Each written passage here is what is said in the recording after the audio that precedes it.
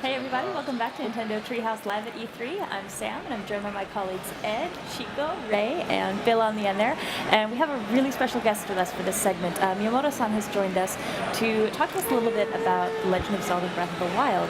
Now, earlier on today, Anuma-san stopped by and was talking to us about the different ways that this game kind of steps away from what people might think about as the traditional Zelda conventions. But what we'd love to talk about with you, Miyamoto-san, is how we're actually getting back to the roots of the original Legend of Zelda game here.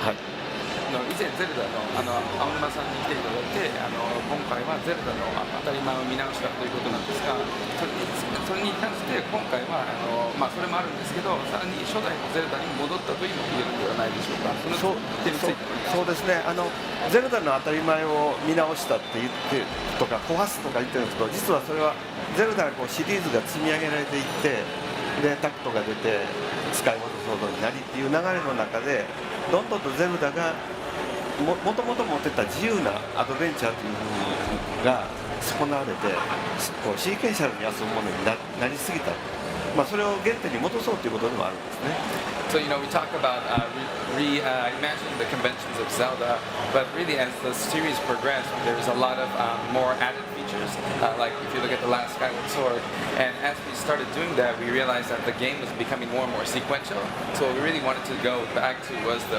original spirit of Zelda, which was actually freedom.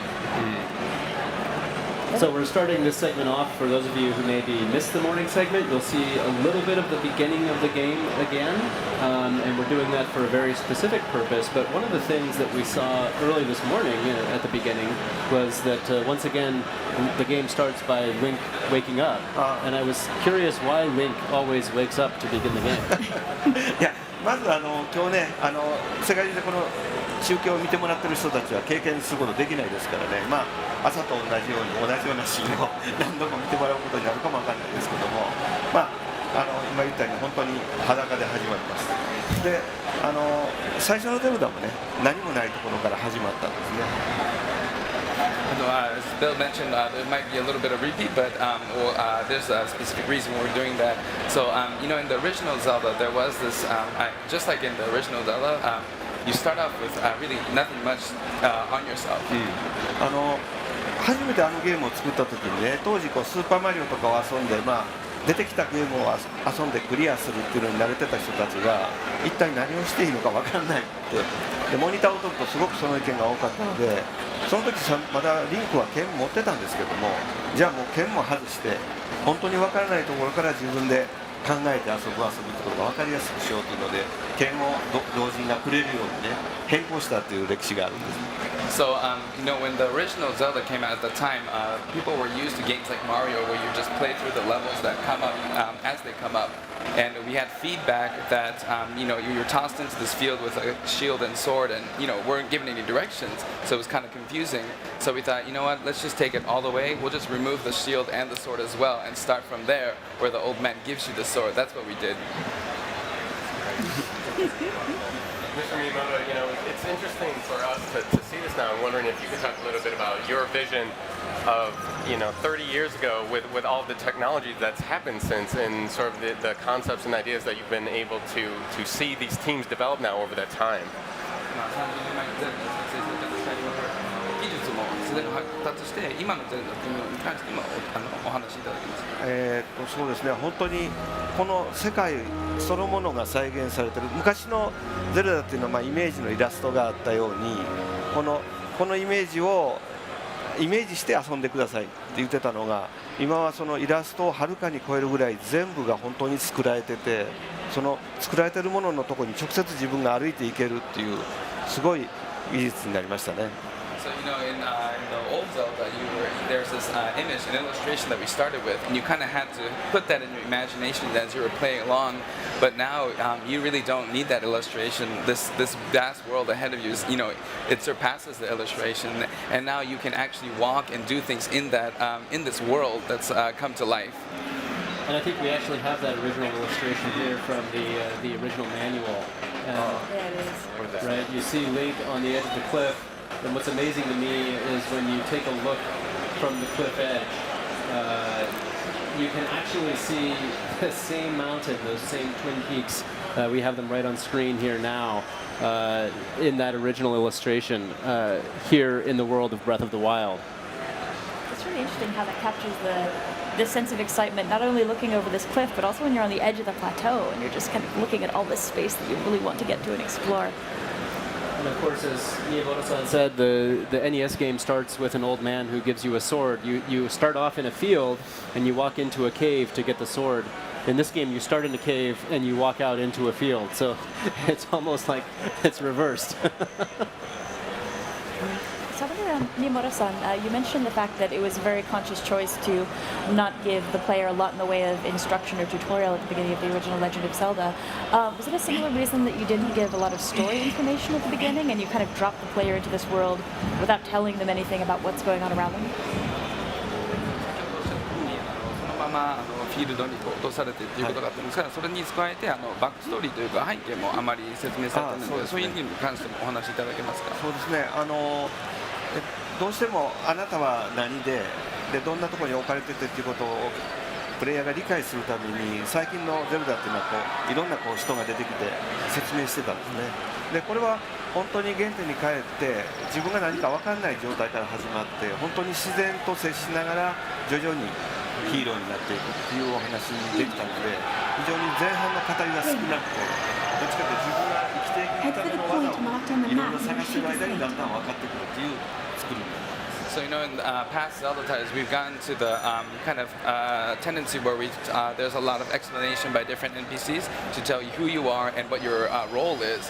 But we went back to the origins of Zelda and to discover kind of who you are. You don't know who you are. You don't know what you're supposed to do, and you're thrown into this world. And as you're traveling and interacting with nature, trying to survive this wilderness, you learn who you are and what your role is in this big world.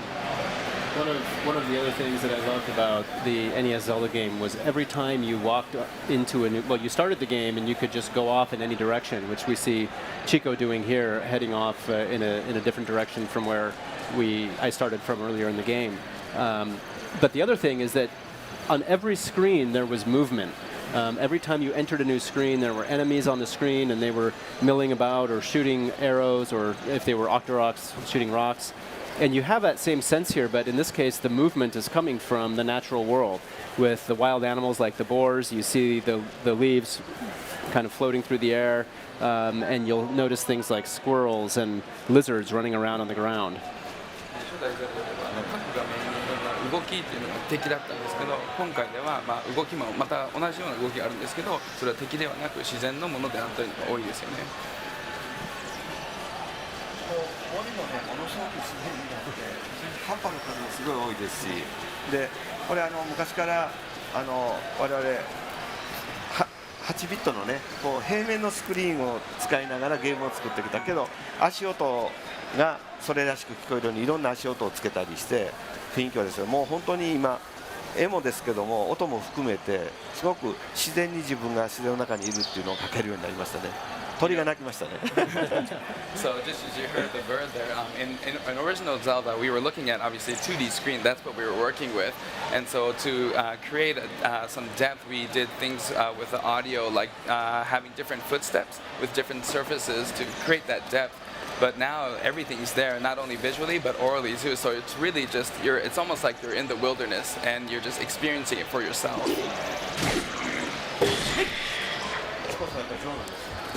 Chico, you're pretty good. No, please don't pressure me, Mr. Miyamoto. I usually stay far away and shoot with arrows. Chico didn't have any arrows.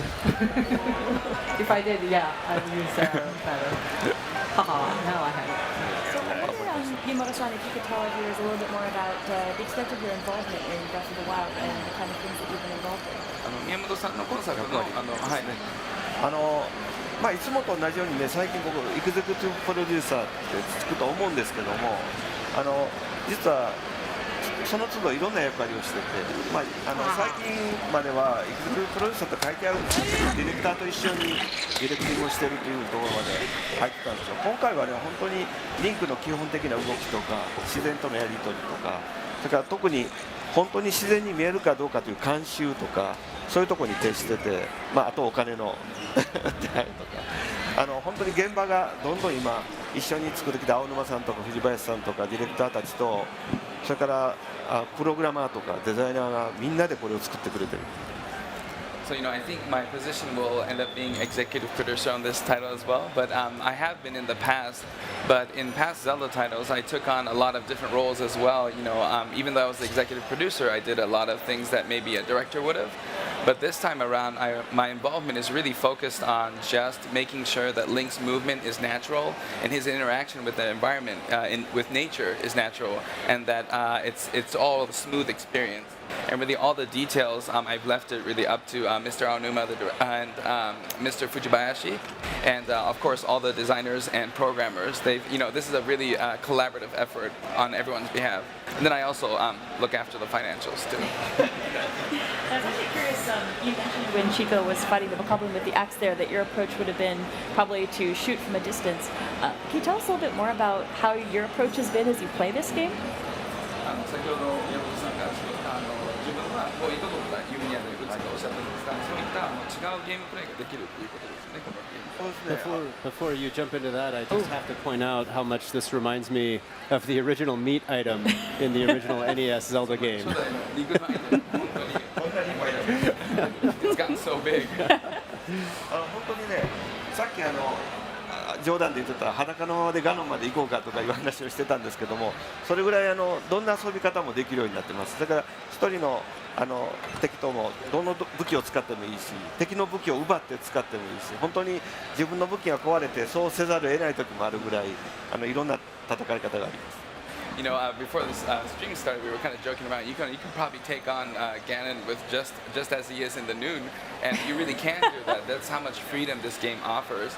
So you can use all different kinds of weapons for all different kinds of enemies. You can take their weapons and use it against them. So it really does open up to any kind of gameplay style that you prefer. It also opens up a lot of different possibilities in terms of how you want to approach things like combat or puzzle solving. In certainly the more recent 3D Zelda games, generally when you found yourself faced with a puzzle, there's one solution. Whereas in this game, even as we've been playing in the treehouse, we've found that different people have very different approaches in terms of how they want to try to solve puzzles. And I think Chico is taking a slightly different approach here to how she wants to deal with some combat. And actually, now we're here. 風がすごい吹いてるので、敵の方に燃え広がっていく。So like you see here, the wind is going towards the enemies, who just use the fire to take it back to where the enemy is. Great to talk a little bit about how fire played an interesting role in the original Legend of Zelda as well. That's right. This is, I think, the first time in a while that Link is able to use really fire as a weapon in a lot of different ways. In the original NES Zelda game, you could burn bushes and find things there. And I'm sure a lot of all of you probably spent a lot of time burning every bush in the game. Just in case. Especially Bill. Bill loves burning things. 爆弾も好き。 He loves bombs too. That's right. So I think maybe what we're going to do here is switch to a slightly different save data, and we're going to look at a slightly different area of the plateau here. So I'm curious, Miyamoto-san, as we're moving on to another section of the game, it must be a really interesting experience having been involved in a series for this long and over this many iterations. Have you found that there are things that you wished you could have had in the original Legend of Zelda game that you've been able to realize over the course of the series? 今までいろいろなゼルダと携わってきた宮本さんなんですが、今回で、初代のゼルダでできなかったことを組み込みたかったっていうのはあるんですか？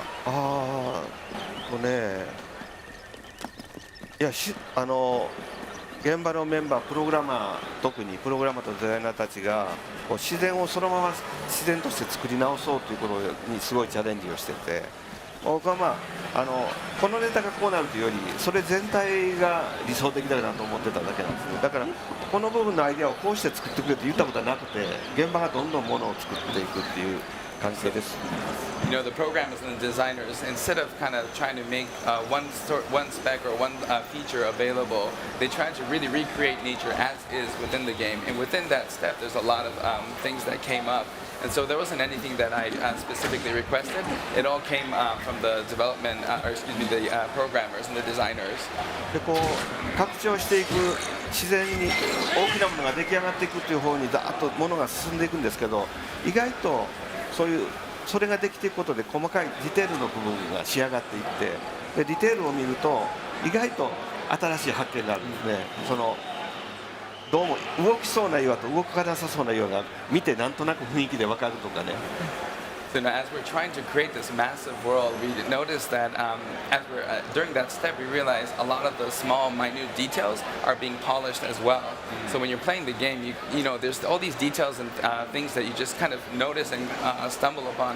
For example, like you know, when you look at pieces of rock or stone, some of them you kind of know that you can't move, and some of them look suspiciously movable, and you just kind of have this feeling. I just don't have anything near me for. Oh, wait, なんか見つけた。 there's one. I mean, it definitely is such a rich, Maybe not. immersive experience. No, It that's feels so good.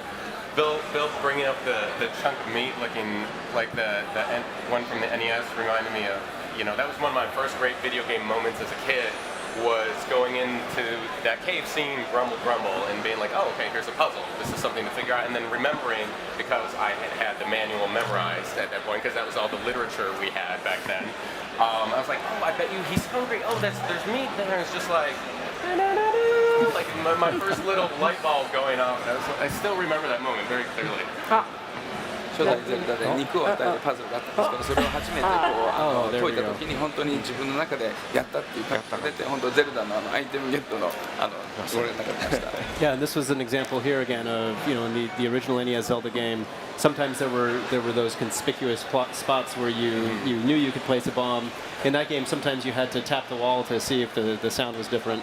But here in Breath of the Wild, it's really interesting because they've done such a very good job, as Miyamoto was pointing out, of how the walls are designed in a way that they give you a little bit of a hint that maybe you can blow it up. But there have also been plenty of times where I've had to experiment and see if it actually can happen. おっしゃったように見た目で分かる時もあれば、でも実際にやってみないと分からない。そうですね。雰囲気で分かるところもあります。 Yeah, it's kind of a gut feeling you have when you look at it. So I'm curious, Miyamoto-san, have you been surprised as you watch members of the dev team play this game, seeing the different approaches they take, or maybe them playing the game in ways that other members of the team didn't really expect? 開発現場を見てきた宮本さんの中で、開発者がこれをプレイしていろんなプレイの仕方があるんですけど、こういったプレイが面白かったとか、一般の人はこういったプレイをしないだろうなっていうプレイの仕方など見ましたでしょうか。そうですね。まだ攻略しきれてないので分かんないんですけども、例えば馬をうまく使ってっていう馬を使って、どの乗り物でどういう武器を使って遊ぶとか、それからすごく上手になると時計を止める、スローにする、いやうまくプレーをするとスローになるんですね。そういうところをどんどん上手い人のを見てると参考になって。You know, so I actually haven't beat the game, so there's a lot that I'm still discovering as well. But you know, I'm just looking at some of the development team play this.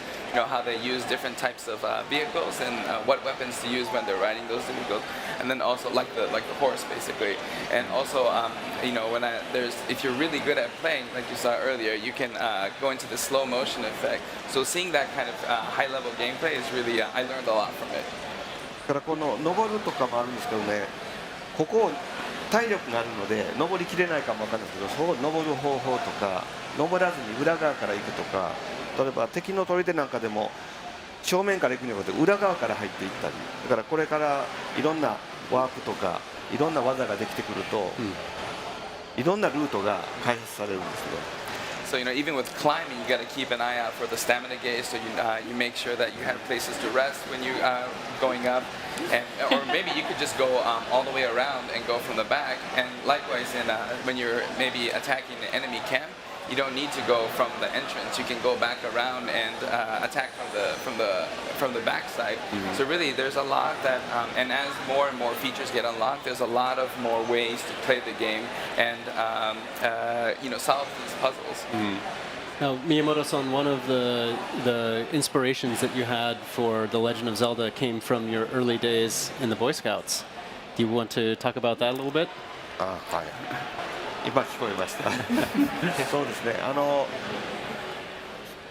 昔ね、最初のゼルダを作ってる時に、子供の頃ボーイスカウトでね、いろんなハイキングをしたり、それからオリエンテーリングをしたりで、それで山の上に登って、その山の上にすごい湖があるのにすごい感動したことを思い出したんですね。だからその頃の思い出でゼルダを作ったり、ゼルダを遊んでて思い出したっていうで、そのシーンが今度はもうさらに拡大されて、山に実際自分が行ってあるところから、そこまでにしましょうSo, you know, when I was a child, I was in the Boy Scout and I used to go do hiking and orienteering. And there was a time when I was climbing the mountain and it cleared up into this beautiful lake. And when I saw a scene similar to that original Zelda, it brought me back to that. And now looking at this Zelda, it's even more grander than it was before.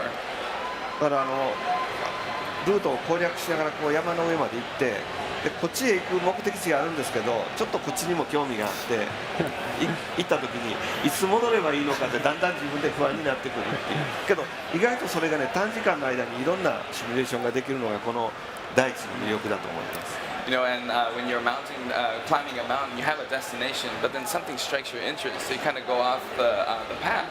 And then, you know, there's a lot of interesting things out there, but then you start to wonder, wait, when am I supposed to go back? Am I going to be able to go back? But then that kind of feeling is recreated here. And what's great about this game is within a short period of time, you're able to really explore a lot, and there's a lot to explore in this. And that's one of the things that I love about the game is that just like the original NES Zelda game, it's very easy to kind of wander off your path or get lost in the world and find yourself in an area where the enemies are way beyond your skill level. Right. And then you've got to decide if you want to try to fight it out or if you want to try to turn around and run back. 初代ゼルダのように自由に行けるのでちょっと強すぎるところにも行ってしまってどうやって戻るか分かんなくなる時がそうですね。いやこれあれですよね。今チコさんうちわで仰いでSo, yeah, この部のうちわで船を進めてますけどね。So Chico's waving the fan with the cork fan to move forward in the raft here. こういう今度自分で進める引っかかってる引っかかってますね。自分で進めるイカだっていうのはねこれ今物理で計算で引っかかってしまってるんですけども8ビットの頃からこうイカダに乗ったらスッと進むとかうちわで仰ぐとかいうネタはいろいろあるんですけども今回そういう漫画のようなこと嘘のようなこと漫画のようなことを全部本物の物理でやるとすごい新しい魅力があるんですね。こんなこと起こるわけないんですけど嘘のような本当をやる。You know, like when Chico is stuck there, it's because of the physics engine of this game. But then, you know, obviously you can't actually swing a fan and propel yourself on a raft. And these are all kind of comic book-like effects. But taking that and applying that into a physics engine creates this whole new experience. It's very fun to watch. Of course, in the original NES Zelda game, Link somehow had a raft that he carried around with him. But in this case, you'll have to find the raft in the lake and ride it across. そうですね。だから見つけたのにうちわを持ってないから慌てて取りに行か You れ know, て。 you might find the raft and you realize, oh no, I don't have a fan, so you got to go back and go grab it. I'm hoping that maybe working on this game has given the members of the development team maybe a budding interest in hiking and maybe joining you on a trip. I think like a dev team field trip sounds like it would be amazing once everybody's had a chance to play this game. Some team building. チームビルディング調査で開発でハイキング行ったりとかラフティング行ったりとか楽しそうですね。はい、そうですね。Yeah, Maybe that'd be hide great. copies of the game and they have to go hunt them out on a mountain. ちょっと難しいとこ行きました。 Oh, there's a tough enemies. Oh, Chico's on Shake it ice. off, Chico, shake it off. There you go. I had a cold wing. I couldn't touch. 僕はねこういう矢を使って戦うとかねするとね必ずその後で矢を拾って回る。 You know, when I use arrows to fight enemies, I always make sure to pick up all the arrows that I use. 特にミスして撃ったやつは後から拾って集めて。 Especially the ones that I miss, I go back and grab them. だから数が少なくなってくると敵にわざと撃たせて敵が撃ったやつを後から集めて回る。 Or when I start running out of arrows, I let the enemy shoot arrows at me and then go and grab those and make it my own. すごい慎重なプレーヤー。 I'm a very cautious player. It's very economical. Absolutely. It may surprise you, but I'm somewhat of a reckless player. まあ見るその反対で We've seen that. We all know. どんな経験で She goes chopping up some firewood here. I don't know if I have flint though. This is actually one of the other things that I love about the game is that, certainly in the original 8-bit Zelda game, the team did an amazing job of using the limited color palettes and the limited graphics of the time to depict a very fully realized world with a lot of different terrain. And we see that again here in Breath of the Wild, but to an exponential degree. And you see it just in the style of trees that we've seen so far, with the forest down below to the fir trees up here in the mountains. It's really impressive. 初代のゼルダでは限られた色と限られたフィックスでやってたんですからそれで実現された世界ですから、まあ、今回比べ物にならないぐらいいろいろな種類があって木だけでもいろいろな種類があってすごいなっていう。森に行くと本当に森のように見えるしで森に行くとキノコとかがたくさんあるんですよね。 So if you go to the forest, it really does look like a forest. You can get things like mushrooms from the forest. おお引っかかった。 It goes without saying, but it really is. This game is so beautiful. It looks so good. 本当に美しいゲームですね。いいんじゃない? Yeah. Yes, I'm against the current, so I can't go. Yeah. Oh, So. wow. Miyamoto-san, since we were talking about the fact that you've been really involved in making sure that all the animations and the movement feels really good, I was wondering if you could talk a little bit about the temperature system and your thoughts on that, because that's really interesting as far as how it affects Link as he's traveling through the world. 先ほどリングが自然に動けるっていうのを監修されてたっておっしゃっていたんですが温度に関してもどのようにリングが影響されるかについてお話しいただきます。そうですね、これはもうほとんど現場のディレクターたちが作っていってるんですけども山の上の方に行くと気温が低くなりますよね。そうするとちょっと暖かくなれるものを食べたらとかで今度のゲームは服もねものすごい種類の服があるんですけどもそれが暑いところと寒いところのために準備されてたりそれからそれを食べ物で補うっていうアイデアも入ってるんですね。So this is actually an idea that came out just entirely from the directors and the development team. So for example, as you're climbing a mountain, the taller you go, the higher you go, the colder it gets. So you have to prepare yourself by eating food that gives you cold resistance. And this game has a plethora of different clothes that you can wear. And so that helps you prepare for any kind of environment that you're going towards. And then so there's a element of preparing yourself by having the right clothes, and there's also an element of preparing yourself by eating the right food. I feel like this probably all harkens back to your Boy Scout days some way, yet again. またボーイスカウト時代 Being の being 思い出す prepared. Yes, Yes, definitely. yes, always be. So I know the animation when Link's cold and you look at him and you just feel so Oh, when he's guilty. shivering, yeah. Yeah, I was just torturing him Teeth by taking chattering. his clothes off. Yeah. ここでは脱がない方がいい。 So don't take your clothes off here. Sure. I think people like we were that. playing with it and they noticed if he wasn't wearing boots and he's cold, you actually see his toes get red as he's shivering and you're足 so sorry. Mr. Miyamoto, was there anything else you wanted to add in terms of the stories of the development of the NES game or anything related to this game? 初代の開発についてのお話であったり今回の開発についてのお話だったりありますでしょうか他に。そうですねいろいろ現場とやり取りをして結構ね僕は今度ね食べ物の材料の種類とかすごい多いんですね。でアイテムの数もすごい多いんです。